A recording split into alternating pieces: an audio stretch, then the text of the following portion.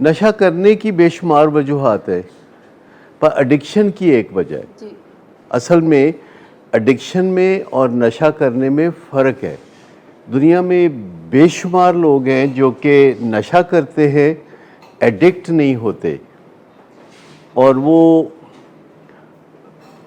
کوئی بھی نشہ کرتے ہیں، چاہے وہ شراب کا ہو یا چرس کا ہو یا کچھ اور، پر وہ ایڈکٹ نہیں ہوتے، اور ان کے اوپر جو نشے کا اثر ہے وہ اچھے والا ہوتا ہے۔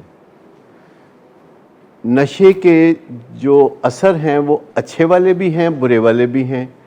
اگر آپ کا جسم ہیلدی ہے تو نشے کا اچھے والا اثر ہوگا، اگر آپ کا جسم ہیلدی نہیں ہے تو پھر برے والا اثر ہوگا۔ یہ نشے میں کوئی برائی نہیں ہوتی۔ نشے کے بارے میں اگر آپ پڑھیں، گوگل پہ جائیں کہ شراب کا کیا اثر ہوتا ہے، تو وہاں واضح لکھا ہوا ہے کہ شراب انسان کو کائنڈ کر دیتی ہے، شراب انسان کو پر اعتماد کر دیتی ہے، اور شراب انسان کو ریلیکس کر دیتی ہے۔ یہ 3 باتیں وہاں لکھی ہوں گی، مجھے بتائیے کہ ان تینوں باتوں میں کیا برائی ہے؟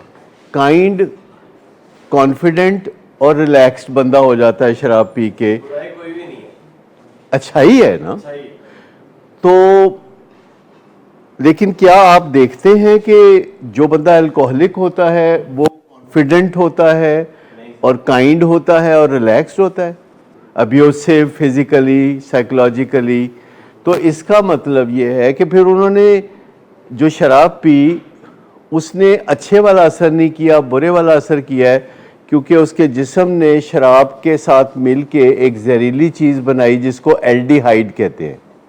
تو جب ہم کہتے ہیں کسی الکوہلک کو کہ وہ under the influence of alcohol ہے، تو یہ ایک مس نومر ہے۔ مس نومر سمجھتے ہیں کیا ہوتا ہے؟ مس نومر ہوتا ہے جب ہم کسی غلط العام میں پھنس جاتے ہیں، کوئی چیز ہوتی ہے جو غلط ہوتی ہے پر وہ ہمیں صحیح لگتی ہے، اس کو مس نومر کہتے ہیں۔ مس نومر کا مطلب ہوتا ہے جب حقیقت کے برخلاف کوئی بات ہوتی ہے لیکن وہ زیادہ تر لوگ اس کو ٹھیک ہی سمجھتے ہیں، جیسے کہ انیبلنگ زیادہ تر لوگ اچھا کام سمجھ کے کرتے ہیں، پر یہ مس نومر ہے، یہ متھ ہے، یہ نقصان دہ والی بات ہے۔ تو اصل کہنا چاہیے جب کوئی ہمیں بندہ لڑکھڑاتا ہوا نظر آئے، یا اس کی سپیچ سلر کر رہی ہو، یا وہ بار بار بات کو دہرا رہا ہو، یا گالیاں دے رہا ہو، یا ہاتھ اٹھا رہا ہو، تو ہمیں یہ نہیں کہنا چاہیے کہ وہ under the influence of alcohol ہے، ہمیں کہنا چاہیے کہ وہ انڈر دی انفلوئنس آف الڈیہائیڈ ہے، کیونکہ اب اس کے جسم میں جو چیز اس کو لڑکھڑانے پہ مجبور کر رہی ہے وہ الڈیہائیڈ ہے۔ شراب صرف کسی بندے کو کانفیڈنٹ بناتی ہے، کائنڈ بناتی ہے اور ریلیکس کرتی ہے۔ جیسے کہ جو کوئی ڈائبیٹک ہوتا ہے تو وہ پانی دوسرے لوگوں کی نسبت زیادہ پیتا ہے اور پیشاب زیادہ کرتا ہے، تو کیا دوسرا بندہ جو ڈائبیٹک نہ ہو وہ اتنا پانی پی سکتا ہے جتنا کہ ڈائبیٹک پیتا ہے؟ نہیں، وہ پی ہی نہیں سکتا اتنا پانی۔ اسی طرح جو لوگ الکوہلک ہوتے ہیں وہ زیادہ شراب پی سکتے ہیں، جو الکوہلک نہیں ہوتے وہ دوسرے یا تیسرے ڈرنک پہ کہہ دیتے ہیں بس۔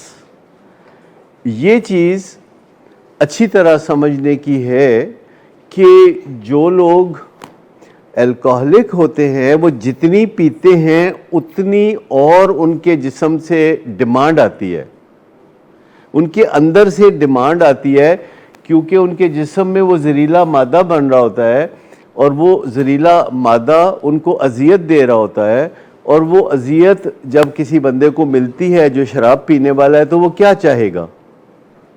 جب کسی بندے کو اذیت ملے جو کہ شراب پینے کے معاملے میں ببر شیر ہے، تو مجھے بتائیے کہ جب کسی بندے کو اذیت ملے گی تو اس کا اندر سے کیا آواز آئے گی کہ کیا کرو؟ اور پیو۔ وہ جو بندہ شراب پیتا ہے جب اس کے گلے سے اترتی ہے تو تھوڑی دیر کے بعد وہ پہلے ریلیکس ہوتا ہے، پھر کائنڈ ہوتا ہے، پھر کانفیڈنٹ ہوتا ہے۔ الڈیہائیڈ آدھے پونے گھنٹے، 2 گھنٹے، 3 گھنٹے بعد بنتی ہے۔ لہذا جب کوئی بندہ 7 بجے شروع کرتا ہے تو 8 ساڑھے 8 تک اچھا ٹائم گزرتا ہے، چاہے وہ الکوہلک بھی ہو. اس کے بعد برا ٹائم شروع ہو جاتا ہے، اور برا ٹائم چلتا ہے پھر جب تک کہ وہ مدہوش ہی نہیں ہو جاتا، جب تک کہ وہ بے ہوش ہی نہیں ہو جاتا تو برا ٹائم چلتا ہے. میں نے دیکھا ہے کہ وہ مختلف ہوتے ہیں. میں ابھی کل گزر رہا تھا ریگل چوک سے، کل پرسوں گزر رہا تھا تو ایک پولیس والا ٹریفک کنٹرول کر رہا تھا، تو میں نے دیکھا کہ اس کی ایک دم سی نکل آئی ہے اور ہوا میں اوپر جا رہی ہے اور پھر گول گول گھوم کے ایسے کھڑی ہو گئی ہے اور اوپر ایک ٹی وی سکرین بن گئی ہے اور اس پہ میچ آنا شروع ہو گیا ہے. جو نشہ کرنے کی وجوہات ہیں وہ بے پناہ ہو سکتی ہیں، اور لوگ بے پناہ وجوہات سے نشہ کرتے ہیں. اگر ان کا جسم ہیلدی ہو تو مسائل زیادہ پیدا نہیں ہوتے، زندگی بہرحال ٹھیک چلتی رہتی ہے. لیکن اگر ان کے جسم میں کوئی ڈیفیکٹ پڑ جائے، جو کہ جینز کے اندر چیز چلتی ہے جسے ہم میٹابولزم کہتے ہیں، یا منشیات کا یا شراب کا جسم کے ساتھ جو انٹریکشن ہوتا ہے، اگر وہ انہیلدی ہو تو اس کے بعد ایڈکشن ہو جاتی ہے. اب اگر اس کو بچپن کا پیار لوٹا دیا جائے اور اس کا بریک اپ بھی صحیح ہو جائے تو ایڈکشن چلتی رہے گی. اس کو آپ سمجھنا چاہتے ہیں تو یوں سمجھ سکتے ہیں کہ اگر تیلی بجھ بھی جائے تو چولہا جلتا رہتا ہے، کیونکہ تیلی وہ اصل وجہ تھی، لیکن اب چولہا خود سے جل رہا ہے. ٹھیک، تو وہ جو میٹابولک ایرر یا جسم میں خرابی پیدا ہو جاتی ہے، وہ ایک دفعہ پیدا ہو گئی تو وہ اب اپنے آپ کو خود چلا کے رکھتی ہے. اور اگر ہم کسی بندے کو جو دکھی ہو یا جس کی محبوبہ چھوڑ گئی ہو اس سٹیج پہ پکڑ لیں، ابھی وہ ایڈکٹ نہ بنا ہو اور اس کو نئی محبوبہ لا دیں، برانڈ نیو لا دیں، تو وہ بچت اس کی ہو سکتی ہے.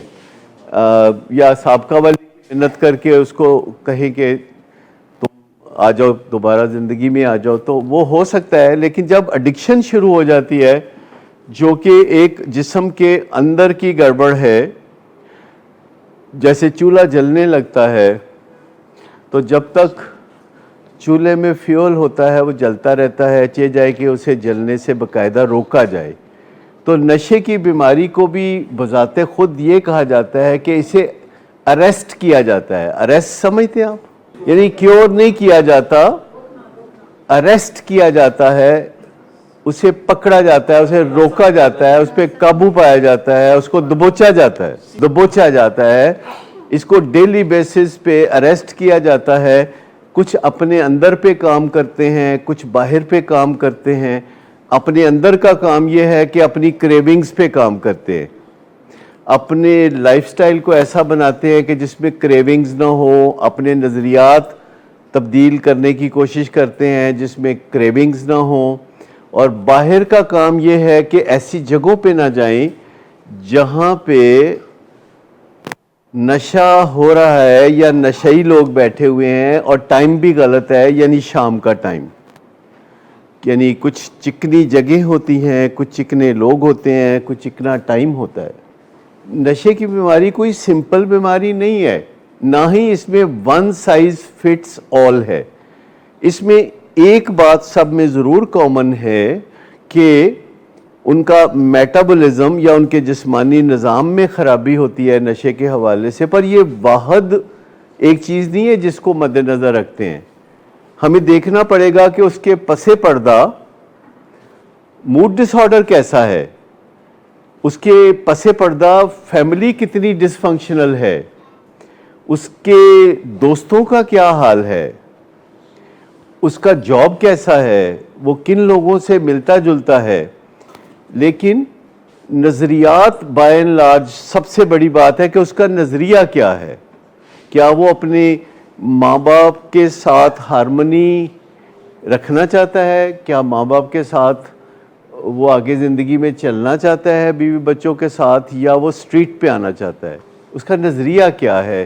کیا وہ اپنے نشئی دوستوں کو اپنی سیکنڈ فیملی کہتا ہے؟ یا آپ نے سنی ٹرم، کبھی نئی ٹرم ہے کہ second family, this is my second family. یہ جو دوست احباب ہیں ان کو سیکنڈ فیملی کہنا، ان کو گھر پہ بلانا اوور نائٹ سٹے کرنے کے لیے جبکہ ماں باپ کو اچھا نہیں لگتا، ان کے گھر جانا سٹے کرنے کے لیے جبکہ ان کے ماں باپ کو بھی اچھا نہیں لگتا، اس کو سیکنڈ فیملی کہنا، فرسٹ فیملی ہوتے ہوئے ایک سیکنڈ فیملی کہنا۔ کیا آپ نے کبھی دیکھا ہے کہ کئی لوگوں کے اپنے بہن بھائی ہوتے ہیں اور وہ اور لوگوں کو بھائی بنا رہے ہوتے ہیں، اور لوگوں کو بہن بنا رہے ہوتے ہیں؟ پہلے دوست بناتے ہیں، پھر کہتے ہیں نہیں یہ تو میرا بھائی ہے۔ تو آپ کو اس کے پیچھے کوئی وجہ نظر آتی ہے کہ اپنے بہن بھائی ہوں پھر بھی دوسروں کے بہن بھائی کو اپنا بہن بھائی بنانے کی کوشش کر رہے ہیں؟ دوست، گہرا دوست، بہت گہرا دوست، ہزاروں میل گہرا دوست، اس طرح کر کے بنا رہے ہیں نا۔ جیسے یہ والدین کئی دفعہ کہتے ہیں کہ ہم اپنی اولاد کو دوست بنانا چاہتے ہیں، وہ دوست بنانے کے پیچھے پڑ جاتے ہیں۔ ہم کہتے ہیں بھائی نہ بناؤ دوست، یہ اولاد ہے، ان کو دوست نہ بناؤ، ان کو آپ اولاد ہی رہنے دو، خالص ہی رہنے دو۔ یہ آپ دوست بنانے بیٹھے ہیں تو پھر آپ ان کی باتیں بھی بے تحاشا مانیں گے۔ دیکھیں ہر دوست جو ہے اسے کبھی بھی انیبلنگ نہیں کرنی چاہیے، یہ بات ٹھیک ہے، لیکن بابا آپ کے دوست نہیں ہیں، وہ بابا ہے۔ آپ کے ان کے ساتھ دوستانہ مراسم ہو سکتے ہیں، یعنی دوستانہ انٹریکشن ہو سکتا ہے، لیکن وہ دوست نہیں ہو سکتے۔ آپ ذرا سمجھے، دوستانہ رویے ہو سکتے ہیں آپ کے اپنے بچوں کے ساتھ یا والد کے ساتھ یا بہن کے ساتھ یا بیوی کے ساتھ، لیکن دوست نہیں ہو سکتے، کیونکہ دوست کا ایک پرسیپشن ہے کہ دوست وہ ہوتا ہے جو آپ کو صحیح غلط ہر کام پہ تھپکی دیتا ہے۔ دوست جو ہے اس کا ایک خاص پرسیپشن ہے کہ جس میں نہ شامل نہیں ہے۔ اگر دوست جو ہے کسی کو کہتا ہے کہ میرے ساتھ شاپنگ کرنے چلو تو اس میں ہاں ہی ہاں ہے، یہ یس کہنا ہوگا۔ دوست جو ہے آپ کو کوئی بھی بات سن کے کہتا ہے آپ ٹھیک کہہ رہے ہیں یا گردن ہلاتا ہے، اور اکثر اس سے بڑے نقصانات بھی ہو جاتے ہیں کہ جب کوئی دوست کسی دوست کو آ کے بتاتا ہے کہ میرے ماں باپ نے میرے ساتھ ایسے کر دیا یا میرے خامد یا بیوی نے ایسے کر دیا، تو دوست ہوتا ہے جو خاموشی سے انڈورسمنٹ دیتا ہے، مور لگا دیتا ہے کہ تم ٹھیک کہہ رہے ہو، اور اس دن کے بعد حالات اور بھی بگڑ جاتے ہیں، کیونکہ دوستی کے رشتے میں یہ مثالیں بنی ہوئی ہیں کہ دوست کی دوستی سے غرض اس کے عیبوں سے کیا، یعنی اس کے عیبوں سے کوئی لینا دینا نہیں ہے، اس کی دوستی سے غرض ہے۔ لیکن دوستوں کو کہہ دیتے ہیں کہ آؤ ذرا کہیں لڑنے جانا ہے تو لوگ چل پڑتے ہیں۔ لوگ دوستوں کو مرڈر کرنے کے لیے، ڈکیتیاں کرنے کے لیے ساتھ لے جاتے ہیں۔ بہت سارے دوست ایسے ہوتے ہیں جو سویرے اٹھتے ہیں تو ان کو پتہ نہیں ہوتا کہ آج وہ مرڈر کر دیں گے، لیکن 3:47 پہ کوئی ایک دوست کہتے کہ چلو جی، تو وہ پوچھتا تک نہیں ہے کہ کہاں جانا ہے اور وہ ساتھ چل پڑتا ہے، اور ایسے بہت سارے واقعات مرڈر ہو جاتے ہیں، ڈکیتیاں چوریاں ہو جاتی ہیں۔ لیکن آپ جانتے ہیں کہ لاہور میں ایسے سکول ہیں جہاں طلباء کے گینگز ہوتے ہیں جو کہ دوست ہوتے ہیں، اور وہ کسی جگہ جا کے ایک دوست لڑتا ہے اور وہ باقی کسی اور دوست کو فون کر کے کہتا ہے کہ سب کو لے کے یہاں پہنچو، اور 10 12 14 15 لڑکے آنن فانن وہاں پہنچتے ہیں، اور وہ ایک بڑی جنگ شروع ہو جاتی ہے، معاملہ پولیس تک پہنچتا ہے، پھر ماں باپ آتے ہیں، پھر وہ ضمانتیں کراتے ہیں۔ تو یہ جو دوستی ہوتی ہے یہ اس کی آنکھیں نہیں ہوتی، جیسے کہتے ہیں نا محبت اندھی ہوتی ہے، تو محبت تو خیر آج کل اندھی نہیں رہی، محبت اینک لگا رہی ہے، لیکن دوستی اندھی ہے۔ یہ جو دوستی کے نام پہ جو کچھ ہوتے ہم دیکھتے ہیں معاشرے میں، آپ یاد رکھیں کہ دوستوں کے پردے ڈالتے ہیں، دوستوں کے لیے شام کو ایسی محفلوں کا بندوبست کرتے ہیں جو کہ بڑی غلط محفلیں ہوتی ہیں، جن میں نشہ اور بے راہروی کے سارے نمونے ہوتے ہیں، اور وہ ایک دوسرے کے ساتھ مل کے غلط باتوں میں تعاون کرتے ہیں، ایک دوسرے کو ایلیبائی فراہم کرتے ہیں کہ کسی کی بیوی پوچھے تو وہ کہہ دیتے ہیں کہ وہ میرے ساتھ تھا، جبکہ وہ ان کے ساتھ نہیں ہوتا۔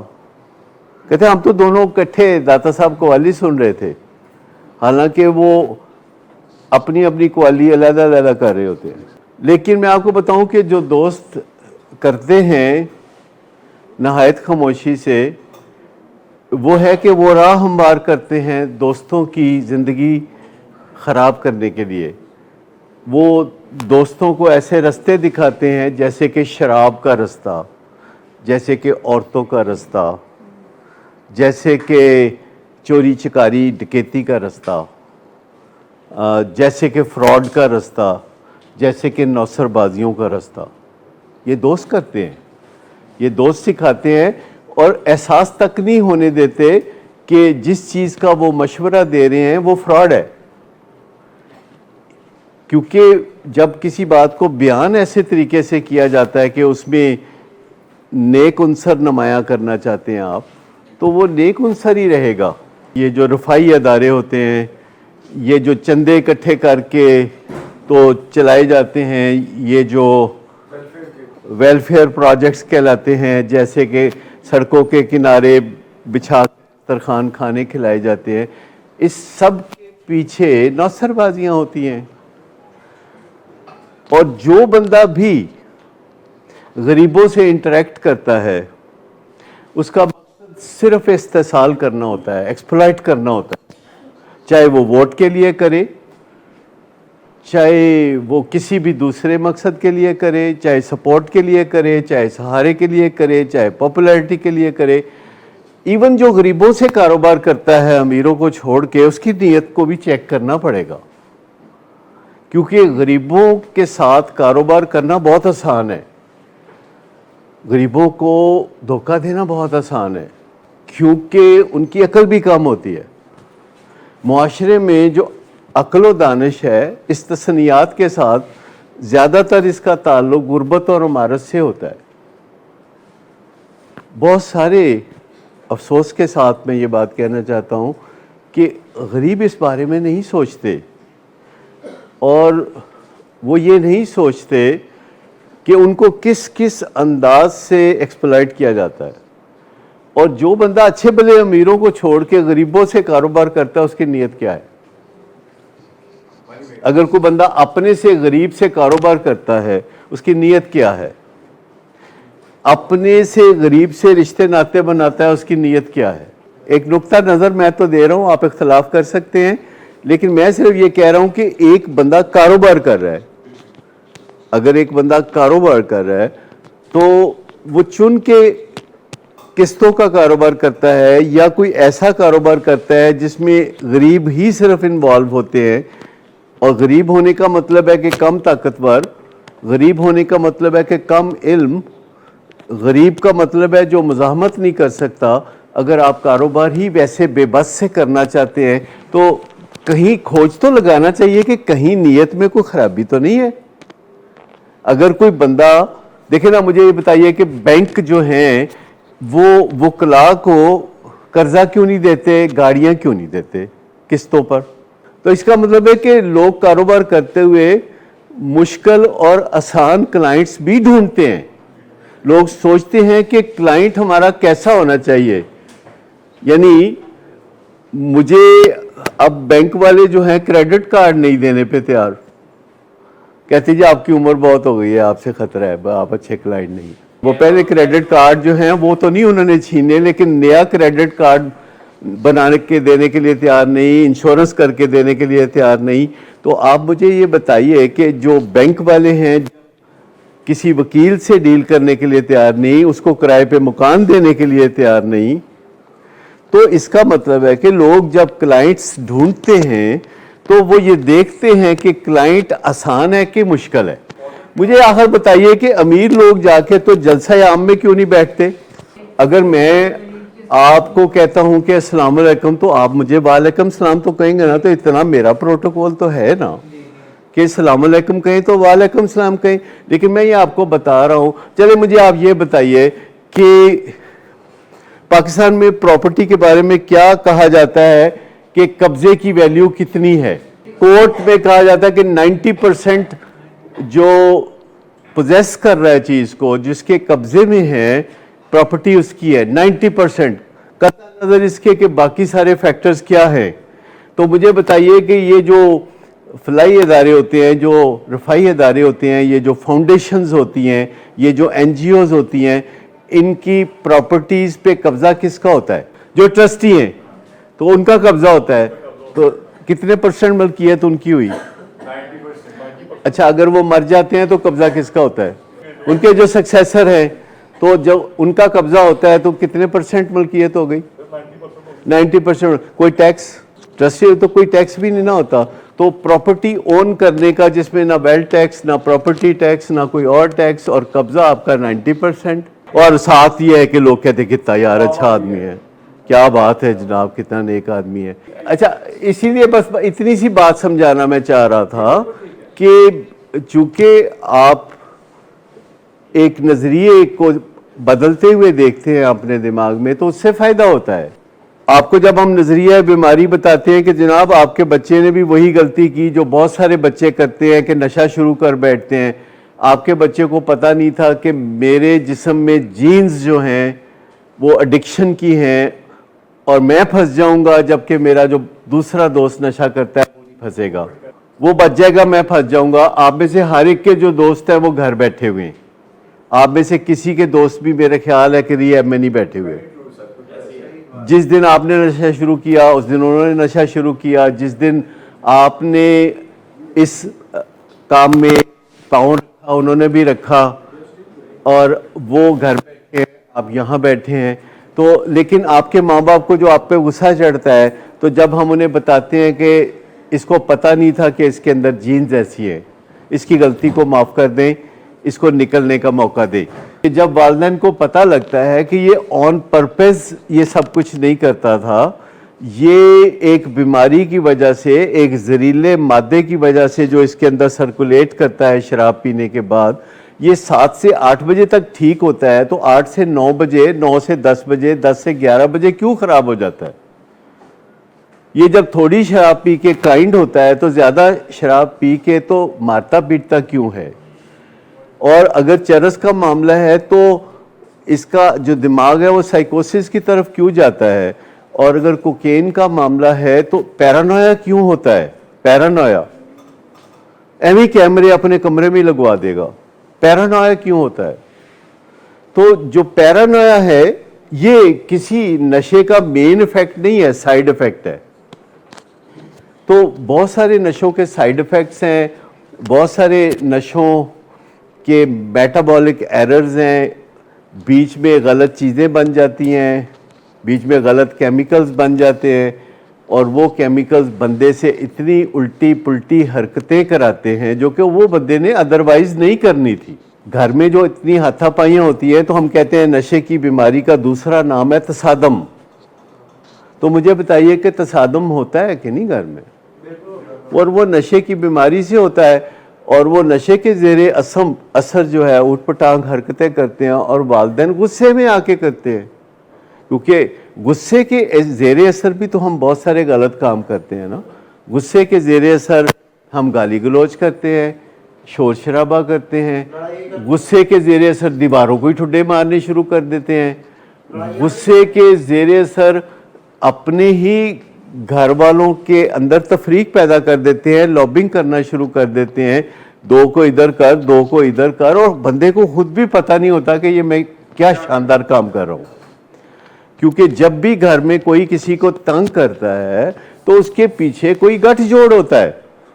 کبھی بھی نہ سوچیں کہ کوئی بندہ اپنے گور گردن پہ کسی کو تنگ کرتا ہے.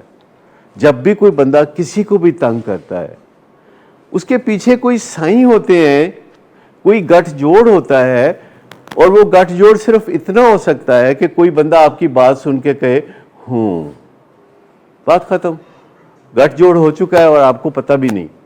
جب کوئی بندہ آ کے آپ کو کہانی سناتا ہے اور آپ کہتے ہیں ٹھیک, اچھا, آپ نے اور کچھ بھی نہیں کہا, ایک لفظ بولا اچھا, اچھا جی, تو اس کا مطلب یہ ہے کہ اس بندے نے سمجھا کہ میں جو کہہ رہا ہوں یہ بالکل ٹھیک ہے, اور وہ پورے یقین کے ساتھ اپنا سابقہ رویہ پہلے کی نسبت بھی زیادہ کر لے گا.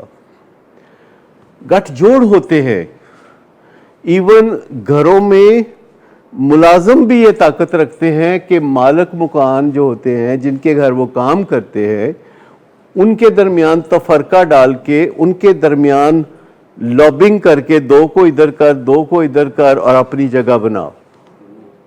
گھروں میں ساس ہوتی ہے, 2 4 5 بہویں ہوتی ہیں, 2 بہویں ادھر ہو گئی, ایک ساس کے ساتھ ہو گئی, ایک ادھر ہو گئی, تو اس سے فساد ہوتا ہے. یاد رکھیں کہ جب بھی آپ کو کوئی تنگ کرتا ہے جسے اصولاً نہیں کرنا چاہیے, جب بھی کوئی ایسا بندہ آپ کو تنگ کرتا ہے جسے نہیں کرنا چاہیے, تو آپ کو ضرور ڈھونڈنا چاہیے کہ اس کے پیچھے کون ہے, اور وہ آپ کو قریب میں ہی کہیں نہ کہیں کوئی نہ کوئی نظر آ جائے گا, کوئی نہ کوئی ہوگا. لیکن اگر آپ اس بندے کو کہیں گے کہ تمہارے پیچھے کوئی لابنگ کر کے تم کو پوائزن کر رہا ہے, تو وہ نہیں کرے. جب کوئی بندہ دماغی طور پر صحیح نہیں ہوتا تو اس بات کا امکان ہوتا ہے کہ وہ ایک ایسا رویہ اختیار کرے جو تہذیب سے ہٹ کے ہے یا مار پٹائی پہ مبنی رویہ ہے, تو وہ یہ ہوتا ہے.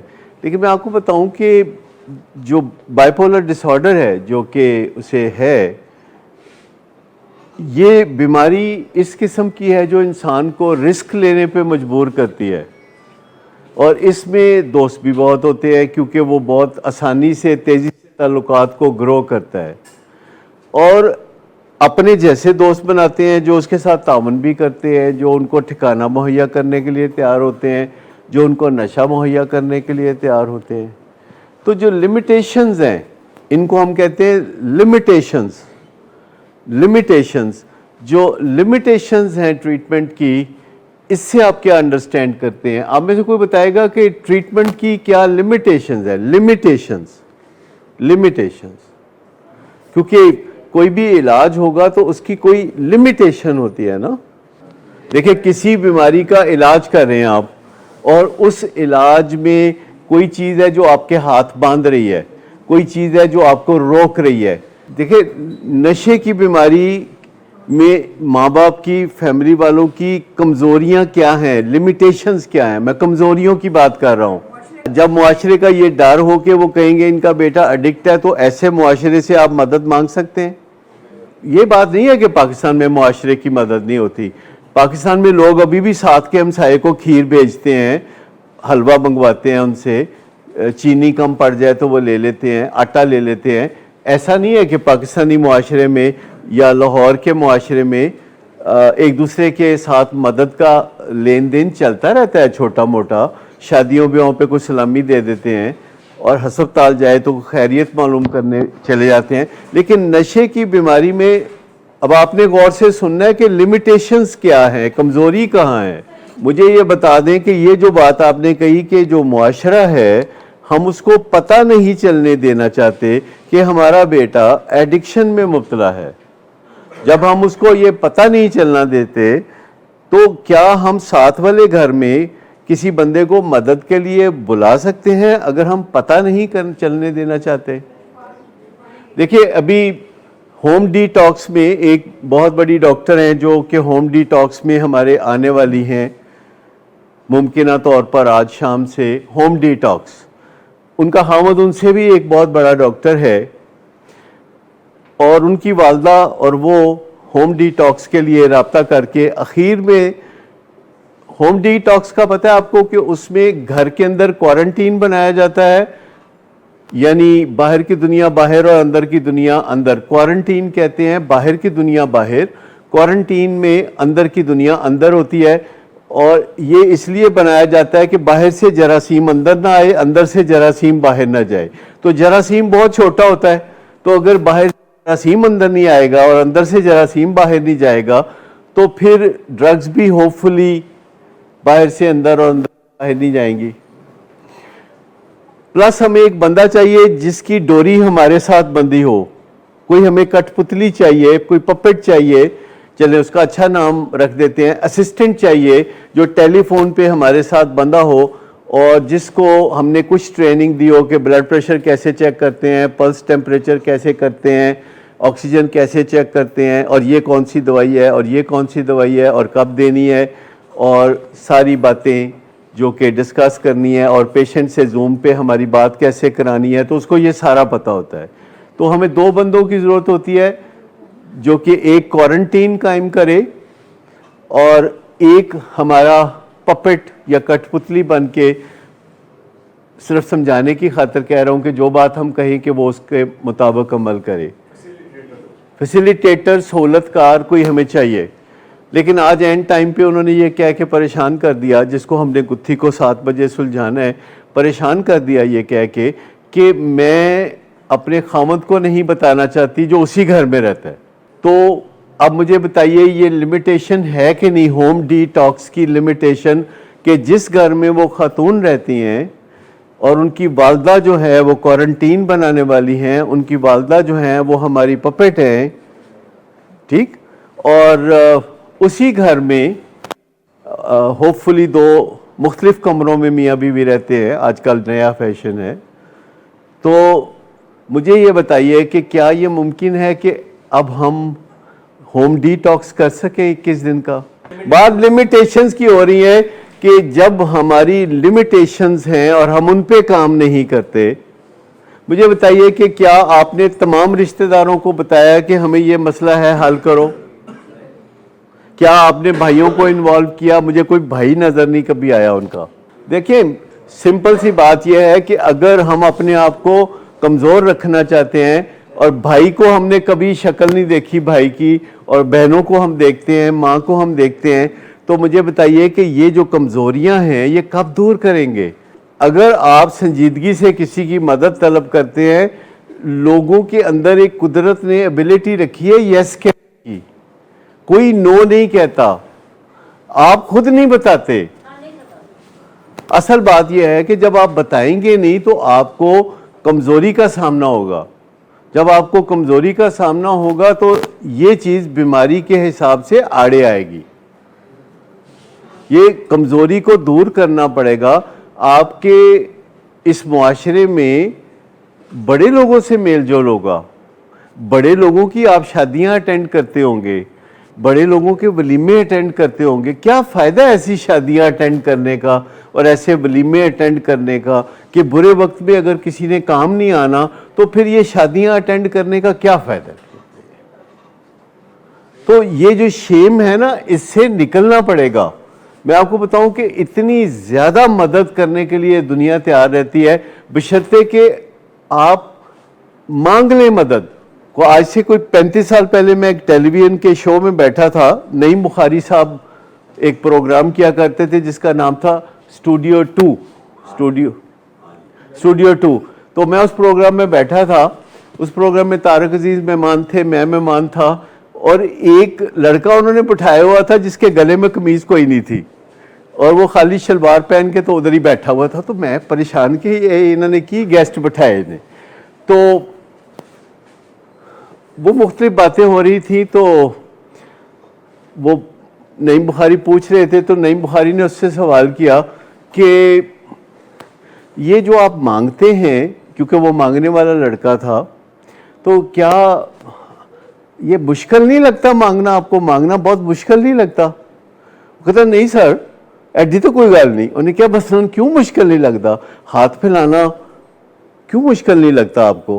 کہتے ہاتھ پھیلانا کوئی مشکل نہیں ہے گا. کہتے دیکھو نا میرا ہاتھ ہے، اے دیکھو میں پھیلاتا.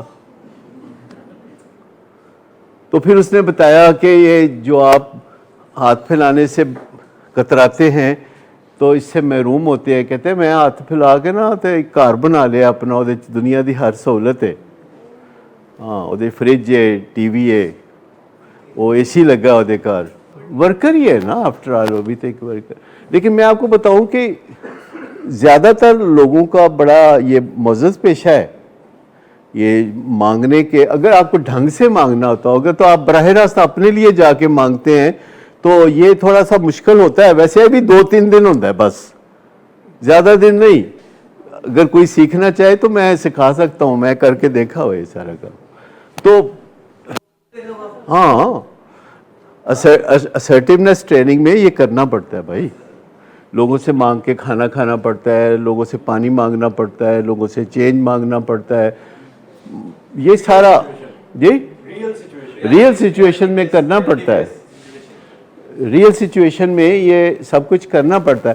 لیکن میں بتاؤں کہ اگر آپ اپنے لیے مانگیں تو آپ کو بس 2-3 دن جھجک ہوگی کہ اگر کوئی ذاتی طور پر لوگوں سے مانگنا چاہتا ہے براہ راست، بیچ میں کوئی کام ہی نہیں ڈالنا چاہتا، لیکن اگر کوئی عزت سے مانگنا چاہتا ہے تو وہ اپنے دادا جی کے نام پہ کوئی نہ کوئی فاؤنڈیشن بنا لے.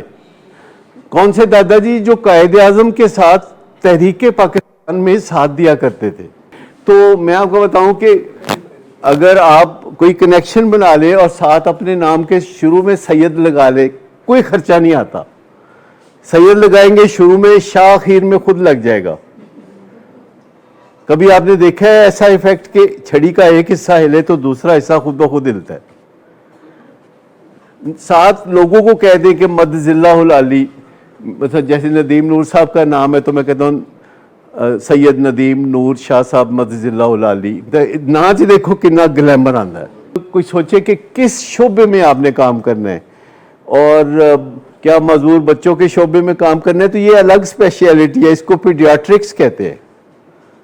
اگر بوڑھے لوگوں کے اولڈ ہومز آپ نے بنانے ہیں تو اس کو جیریاٹرکس کہتے ہیں. آپ کو پتہ ہے یہ سارے یہی شعبے ہیں. تو اس کے بعد جو ہے پھر آپ کام شروع کر دیں. پھر دیکھیں ہوتا کیا ہے. لیکن ظالم اور مظلوم کے درمیان جو کانسپریسی ہے، جو سازش ہے، وہ کبھی پلتے دیکھی آپ نے؟ کہ میاں بیوی کو مارتا ہے، بیوی چاہتی ہے کہ کسی کو پتہ نہ چلے، میاں تو چاہتا ہی ہے کہ کسی کو پتہ نہ چلے. تو مجھے بتائیے کہ پھر اب کیا ہوگا؟ جہاں بھی کوئی ظالم اور مظلوم آپس میں ہی کانسپریسی کر لیں، آپس میں ہی گٹھ جوڑ کر لیں، تو صدیوں سے یہی گٹھ جوڑ چلے آ رہے ہیں، ہزاروں سال سے یہی ہو رہا ہے. ظلم جو ہو چکا ہے وہ تو شاید واپس نہ ہو، جو ظلم ہونا تھا وہ شاید نہ ہو. کیونکہ دیکھیں نا، آپ نے کبھی سڑک پہ دیکھا ہے کیونکہ لڑکی جا رہی ہو تو ایک لڑکے نے اسے چھیڑا ہو تو اس نے لوگوں کو مدد کے لیے بلایا ہو تو پھر اس لڑکے کا کیا حال ہوتا ہے نا؟ ایسا جس بندے نے کبھی چڑیا نہیں ماری وہ بھی آ کے دو چھتر مار کے جائے گا. مطلب لوگ ہیلپ کرتے ہیں، ایسا نہیں ہے کہ نہیں کرتے. آپ کو طریقہ آنا چاہیے، مدد مانگنے کا طریقہ آنا چاہیے. لہٰذا اپنی کمزوریوں کو طاقت میں بدلنا ہے. کہ ایک بندہ ہے جس کی بیوی اس کو طلاق دینے پہ مصر ہے بہت عرصے سے، اور وہ دونوں مجھے کسی نہ کسی حوالے سے ملتے ہیں، اور میں نے اس کے بندے کو بتا دیا کہ دیکھو تمہاری بیوی ہے مریضہ، اگر تم نے اس کو چھوڑا تو تم ایک بیمار کو چھوڑو گے، اگر تم نے اس کو چھوڑا تو تم ایک مریضہ کو چھوڑو گے جس کا کبھی کوئی علاج ممکن نہیں ہوا کیونکہ وہ مانتی نہیں ہے. لیکن اگر تم نے چھوڑا تو تم نے ایک بیمار کو چھوڑا. اور اس نے اتنا دل پہ میری بات لی ہے کہ کئی سال تکلیفیں برداشت کرنے کے باوجود اس سے علیحدگی اختیار نہیں کی. اور ہر دوسرا بندہ اس کو ملتا ہے، دونوں بڑے مشہور سیلیبریٹیز ہیں، ہر دوسرا بندہ اس کو ملتا ہے، کہتا ہے چھٹ دفعہ کر دوں. تو آپ کو پتہ ہے کہ مردوں کے لیے کتنا آسان ہے چھٹ دفعہ کر، لیکن اس نے کہا نہیں میں نے نہیں کرنا. اور ابھی اس خاتون نے کچھ کھلا وغیرہ اپلائی کر دیا تھا اور اس نے مجھے آ کے کہا کہ تسی کہندے انہوں نے نہیں چھڑنا تے ہے، انہوں کھلا اپلائی کرتا ہے. تو میں نے بیچ میں ایک اور نیک بندہ ڈالا جو 2-2.5 گھنٹے جا کے تو باتیں کرتا رہا اس خاتون سے، اور اس نے مجھے واپس فیڈ بیک دیا کہ میں نے باتیں بہت سنی ہیں، اس کی وینٹیلیشن ہو گئی ہے، ہوپ فلی وہ خلا واپس لے لے گی، جو کہ اس نے اگلے دن واپس لے لیا. تو مریضوں کو تو چھوڑ دینا چاہیے. کئی دفعہ ہم ایسے بھی کرتے ہیں کہ کوئی مریضہ ہے، اس کے مریضہ ہونے کا کوئی ناجائز فائدہ اٹھا رہا ہے تو ہم اس بندے سے کہتے ہیں دیکھو اور اتنے لوگ دنیا میں ہیں، ایک مریضہ کو تو سپیئر کر دو، اس کو تو چھوڑ دو بیچ میں.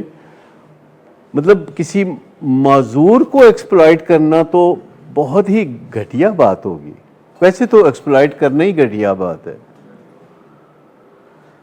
لیکن میں آپ کو بتاؤں کہ بیماری یا ڈیزیز جس کو ہم کہتے ہیں، یہ جس بندے کو بھی ہوتی ہے کوئی دوسرا بندہ اس کی مدد کو آتا ہے، نارملی آتا ہے.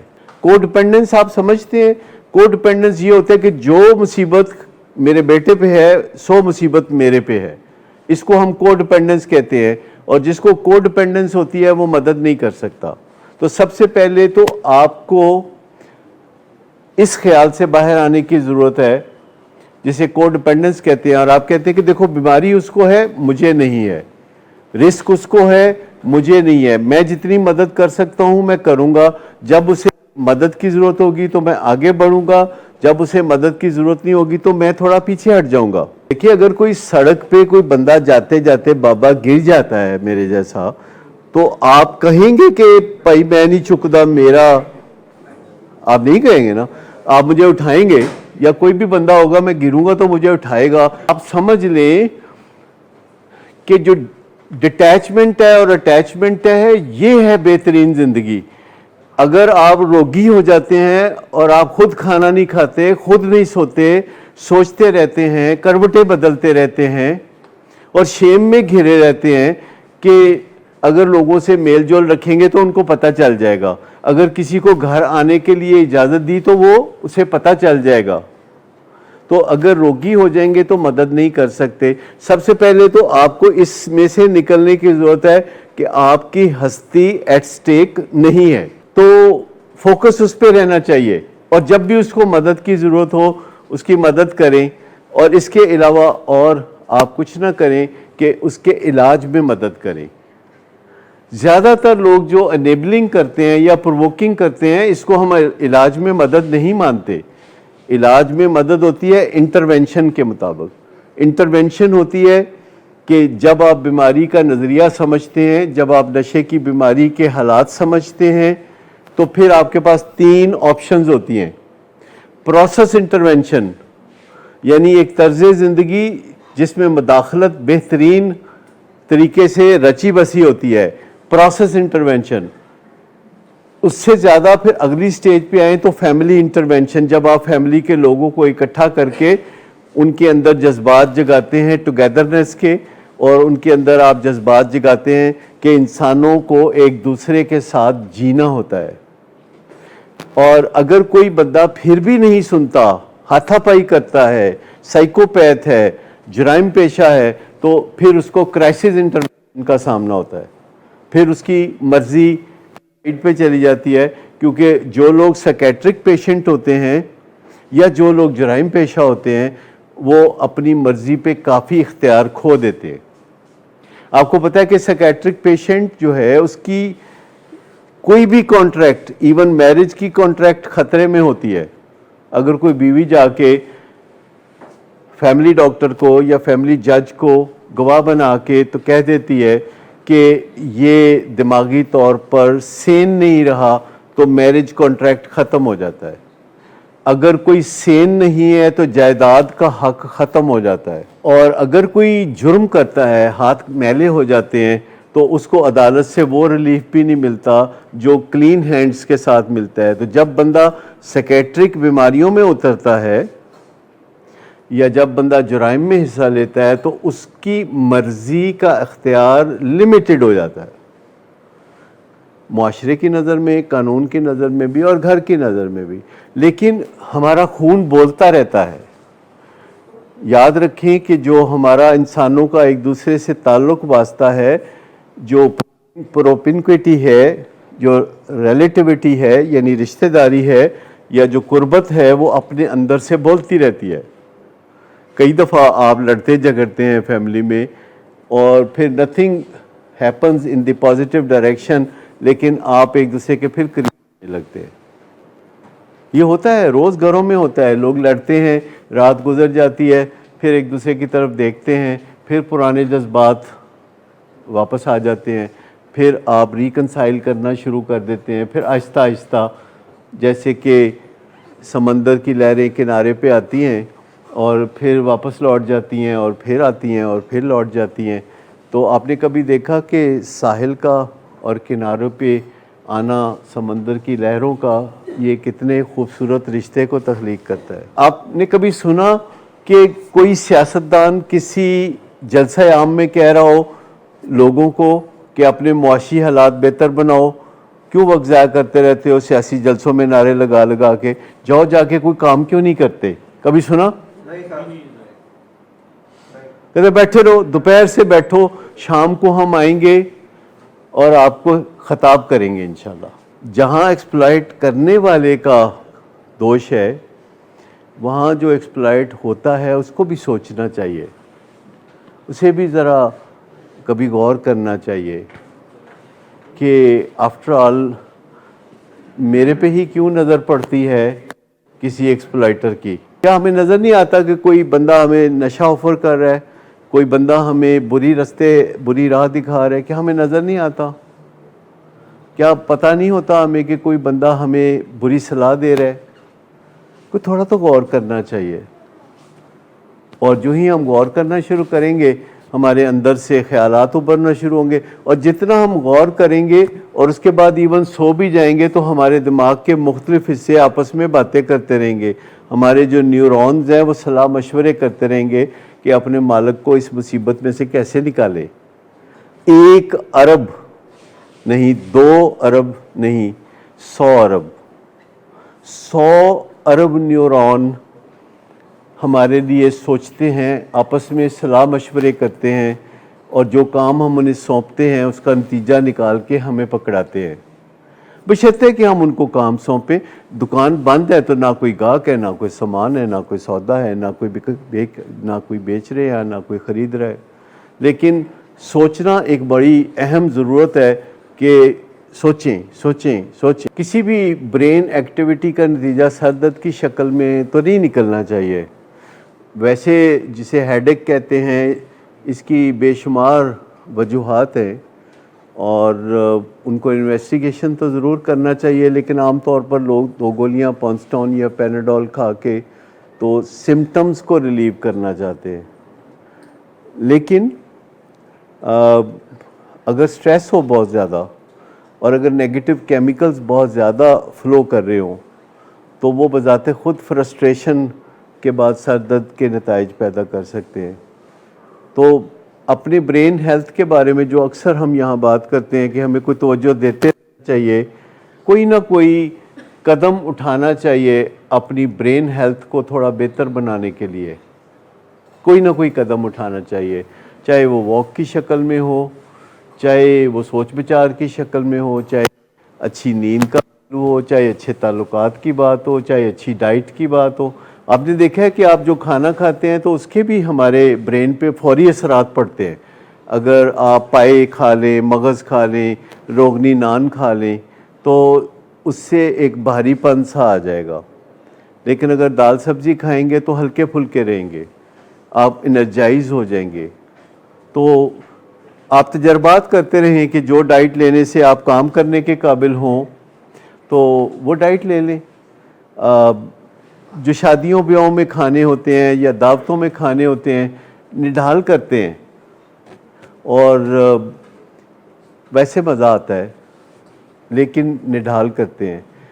تو ضرور غور و فکر کرنا چاہیے کہ کون سی چیزیں، جیسے میٹھی چیزیں عام طور پر بے چین کرتی ہیں، ڈپریشن کاز کرتی ہیں، لیکن جو ویجیٹیرین چیزیں ہیں، جو پروٹین ڈائٹ ہے، جیسے دالیں ہوتی ہیں، یہ ہمیں لائٹ ہیڈڈ بناتی ہیں، ہلکا پھلکا محسوس کرنے میں مدد دیتی ہیں. اگر چلتے پھرتے ہمیں ڈریگ کرنا پڑے تو مزہ تو نہیں آئے گا نا زندگی کا. لیکن میں آپ کو بتاؤں کہ چلتے ہوئے مشکل ہو تو زیادہ چلیں تاکہ آپ کو چلنے کی عادت ہو. ظاہر ہے آپ شوگر والی چیز دیں گے تو اس میں ریڈی میڈ انرجی ہے، فوری طور پر انرجی ہے، کیونکہ 2 چیزیں بڑی ڈیڈلی کمبینیشن ہے، جیسے کیفین اور شوگر، ان دونوں کو ملا کے تو بے شک پٹرول بم بنا لیں.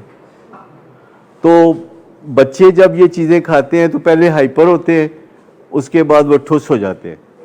تو چیز وہ کھانی چاہیے جو کہ آہستہ آہستہ energy they for a long period. اور چیزوں کے بارے میں یہ ضرور سب کو پتہ ہونا چاہیے کہ ان میں بہت کیلوریز ہوتی ہیں. یعنی زیادہ تر لوگوں کو آپ نے کہتے سنا ہوگا کہ میں تو کچھ کھاندہ ہی نہیں. تو یہ بات ویسے روایتی طور پر محاورتاً کہی جاتی ہے، لیکن ایک روٹی میں بھی بہت انرجی ہوتی ہے. ایک انڈے میں، دال میں یا گوشت میں، یا اگر 1 کپ چائے آپ پیتے ہیں دودھ پتی اور اس میں 2-3 چمچیاں چینی ملائی ہوئی ہیں تو یہ 400-500 کیلوریز یہ پورا کھانا ہے. گھروں میں کچھ یہ رواج ڈالیں کہ جیسے اگر آپ نے گھر میں کھیر بنائی ہے تو پھر ہم کھانا نہ بناؤ، بس کھیر ہی کھا لے تھوڑی تھوڑی، کیونکہ اس میں انرجی بہت زیادہ ہوتی ہے.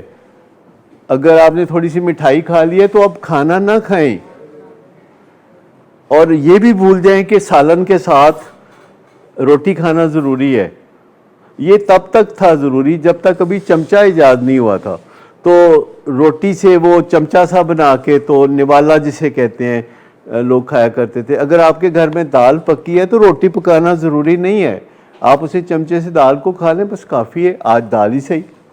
تو اس طرح جب آپ اسمال پورشنز آئیں گے تو پھر آپ وزن کم کر پائیں گے، اور جب آپ وزن کم کریں گے میں ورک جو ہے وہ ہلکا رہے گا۔